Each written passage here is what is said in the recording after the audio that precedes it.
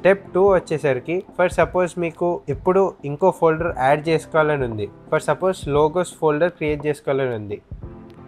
So ఏం చేస్తారంటే, so ఇక్కడ కింద ప్రాజెక్ట్ ప్యానెల్లో ఇది న్యూ బిన్ అని కనిపిస్తుందా, క్లిక్ చేయండి, బిన్ అని వస్తుంది. అప్పుడు లోగోస్ png అని సేవ్ చేయండి. This is how you create bins ద్వారా మనం ప్రాజెక్ట్ ప్యానెల్లోనే ఫోల్డర్స్ క్రియేట్ చేసుకుంటాం మన మీడియా ఫైల్స్ అన్నిటిని ఆర్గనైజ్ చేసుకోవడానికి నీట్గా. సో అప్పుడప్పుడు మీకు న్యూ బిన్ ఆప్షన్ కనిపించకపోవచ్చు.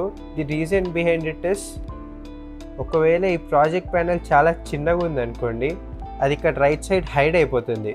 సో అది కనిపించాలంటే ఈ ప్రాజెక్ట్ ప్యానెల్ని ఇక్కడ నొక్కి డ్రాగ్ చేయండి. డే 2లో నేర్చుకున్నాం కదా, ఆ ప్రాజెక్ట్ ప్యానెల్ని ఇలా వైడ్గా స్ప్రెడ్ చేయండి. There you will find your new bin. So అర్థమైపోయింది కదా ఈ 2 స్టెప్స్ ఎలా ఇంపోర్ట్ చేసుకోవాలో. మీడియాని ఇలా నీట్గా పెట్టుకుంటే ఎడిటింగ్ అప్పుడు మీకు ఈజీగా యాక్సెస్ అవుతుంది ఫైల్స్ అన్నీ. లేకపోతే ఈ ఫైల్ ఎక్కడుంది, ఆ ఫైల్ ఎక్కడుందని ఎత్తి కొట్టుకోవాల్సి వస్తుంది, చాలా కన్ఫ్యూజింగ్ ఉంటుంది.